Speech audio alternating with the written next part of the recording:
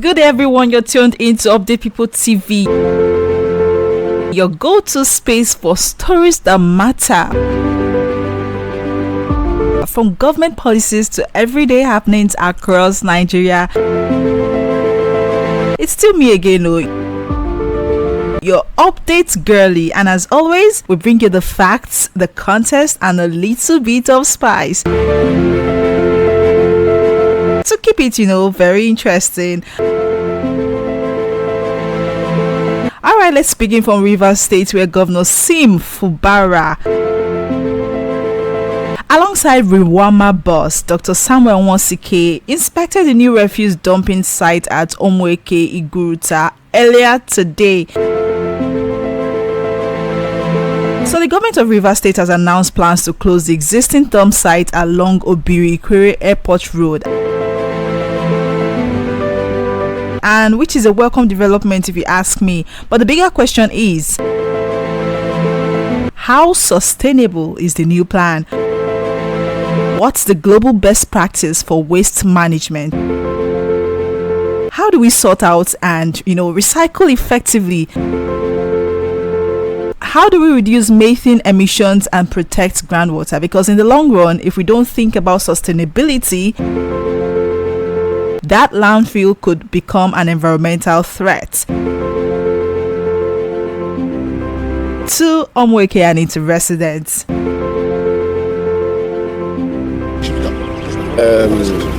You can see that we came for an inspection of a borrow pit, and the reason is very simple. We already know the situation that we're facing along the airport, I think Obiri-Ikwere Road. The kind of environmental hazard that we're facing there, the smell on that, and being the entrance into the state, we felt it's not proper. So we're making alternative arrangement to that so that we can have a permanent place where we can start dropping our refuse. What we did here is there's something going on before I came in, and it is also proper. Whichever one that is done rightly, you continue with it. So I felt I should come and see the level of work that is ongoing here. We have not concluded the issue of the borrow pits, because you can hear where I was discussing with them. But the access road to this borrow pits, I think the government are doing something about it. So we'll make sure that everything that needs to be done to make sure that government owns this borrow pit is done. I believe that the chief is willing to support us. We are willing. Willing to support us. I can see his participation even in the road construction. So the big question now is to Governor Siminalayi Fubara.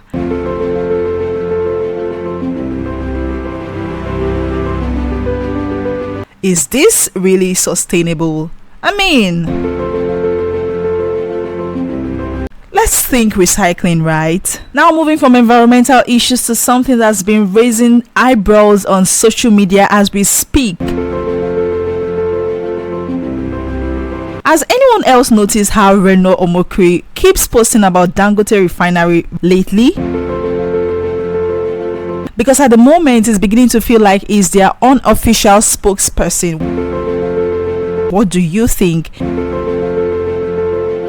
So, in one of his recent posts, he said some of the brand new Dangote CNG trucks will deliver petrol, diesel, and gas free of charge nationwide.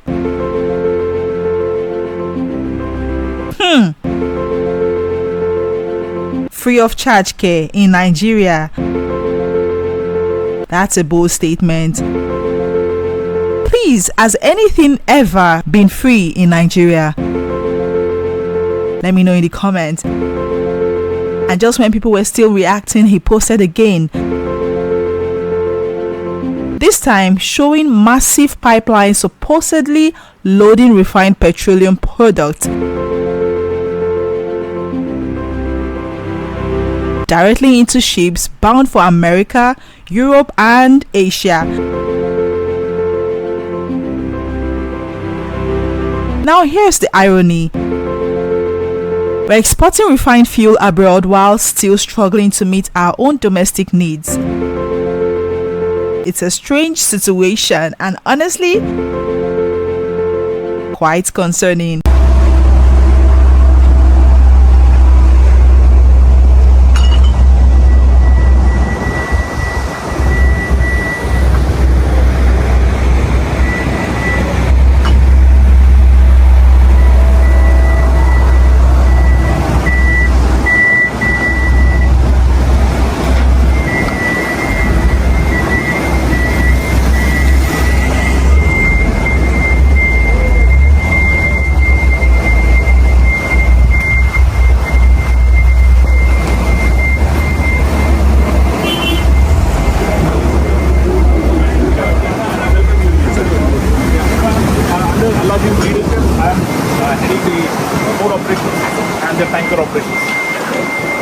So where are you standing for? One second.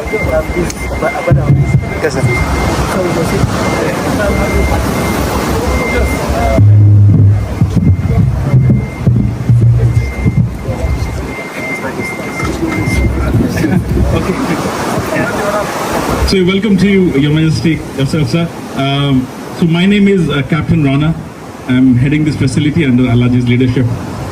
So where you stand here is, we call it trestle or a landfall point. Landfall because the pipelines going to our offshore terminal, the pipelines land here first. So it's a landfall and they go into the shore tanks. What we have there is 5 SPMs, we call it single point mooring buoys. They are anchored to the seabed. 2 are for crude oil, to bring crude oil in, and 3 are for taking out products, refined products. The crude oil SPMs are at a depth of 40 meters, so big ships can come. So the largest tankers in the world can come here, and we can finish them in 24 hours. So this is very high capacity offshore terminal, and also the products that we can load is very big ships, approximately 275 290 meters long ships can come there. So very big ships. As of now all are empty because we just finished the ships. We have 2 tankers waiting here. They might be berthing today. So far we have done approximately 650 tanker turnaround in about a year or so, which is a very high turnover for any new terminal, and it is a very big milestone for this region.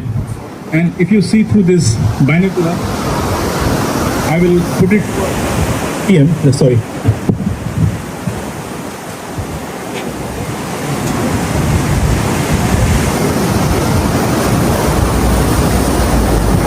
So here you will see a red color buoy, which is a single point mooring terminal. So ships come there to load.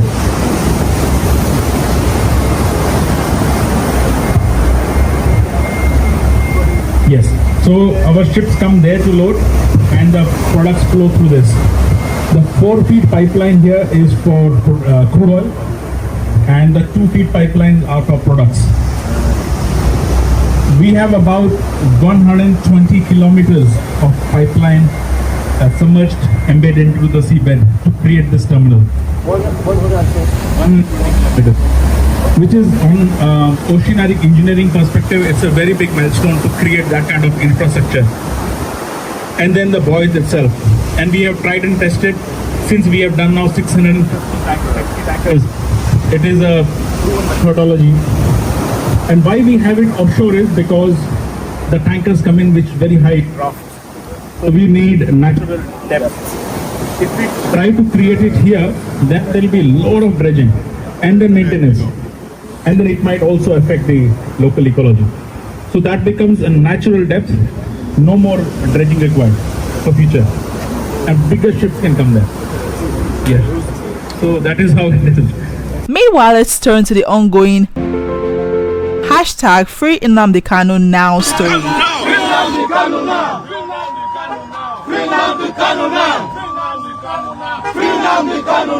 If you missed the highlights from the recent protest, you can catch the full report on our YouTube channel right here on Update People TV. But the latest development is worrying. So according to activist Omoyele Sowore, there are alleged plans inside Kuje prison to arm Nnamdi Kanu's younger brother, fine brother, and his special counsel Aloy Ejimako. So Sowore claims that certain warders allegedly acting under high-level orders are involved. Reports also say 11 others were taken to Kuje Magistrate Court in an attempt to get them remanded. If this is true, it raises serious concerns about safety, justice, and the rule of law.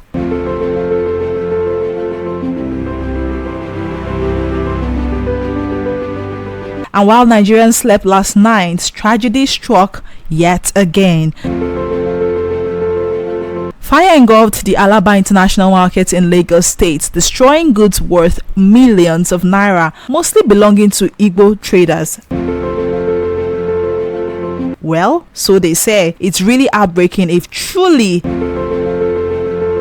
this belongs to the Igbo traders. In recent times, Lagos State has been a worrying trend. If it's not demolition, it's fire outbreaks. What is really happening? And each time, it's the small business owners who bear the heaviest losses. But in the midst of all of this, courage still exists.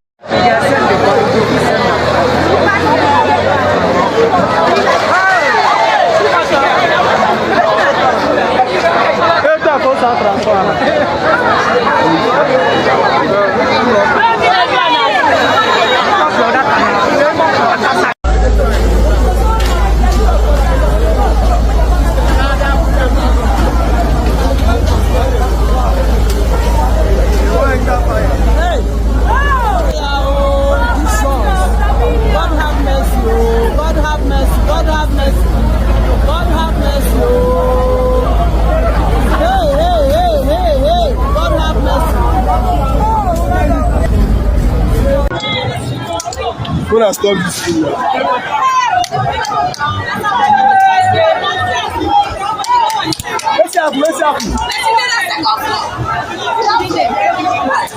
Nothing go do. Nothing go do. Nothing go do. That one na decking. Before you go enter there, you go walk. You go come out.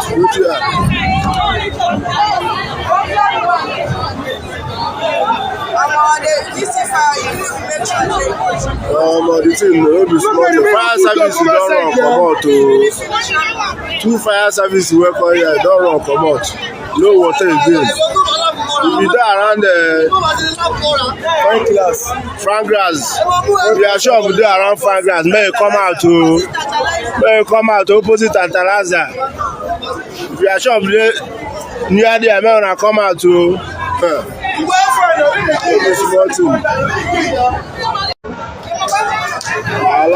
Alaba market for Fragrance, fire.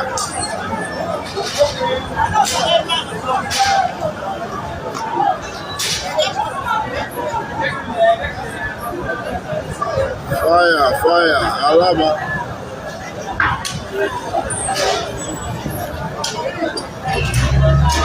They go for Fragrance to Alaba, furnish your side.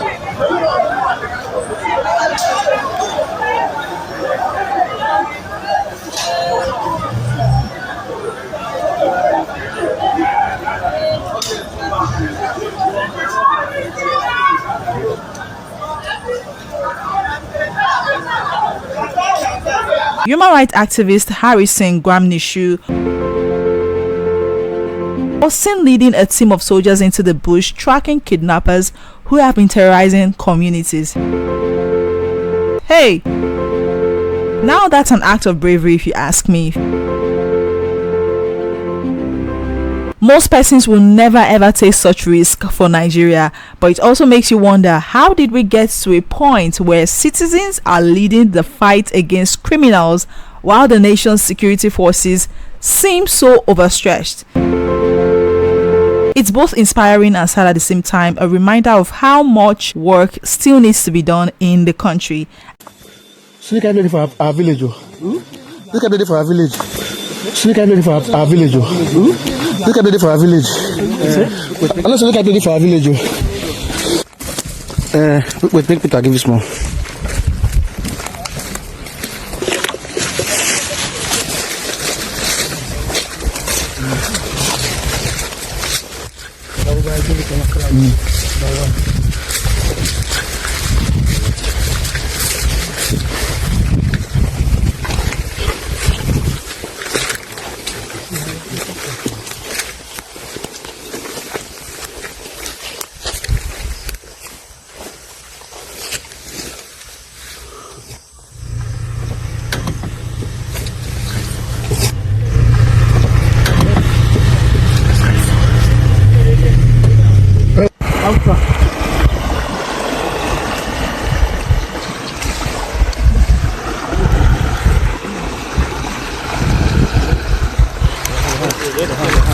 And now back to Rivers State. Governor Siminalayi Fubara has officially launched the reconstruction of the Yakubu Gowon Stadium in Port Harcourt. Oh yes, the project is being handled by Michel Sports Facility Construction Limited, a company well known across Africa for building world-class sports arenas. And the scope of work includes the turf, drainage system, seating, floodlights and dressing rooms. It's scheduled for completion in 8 months, and when finished, Port Harcourt will boast a modern, safe and vibrant stadium ready to host top-tier matches and, of course, events. And that is a wrap on today's roundup on Update People TV. From waste management in Rivers State to Reno Omokri's refinery debate to the concerns about Nnamdi Kanu's safety and, of course, Harrison's fearless fight. One thing is clear: Nigeria never ever sleeps. If you missed any part of today's update or want to watch the visuals, head over to our channel on Updates People TV. We don't just tell the stories, we start conversations that truly matter. And until next time, always stay informed, stay engaged, and never stop asking questions, because only informed citizens can truly build a better nation.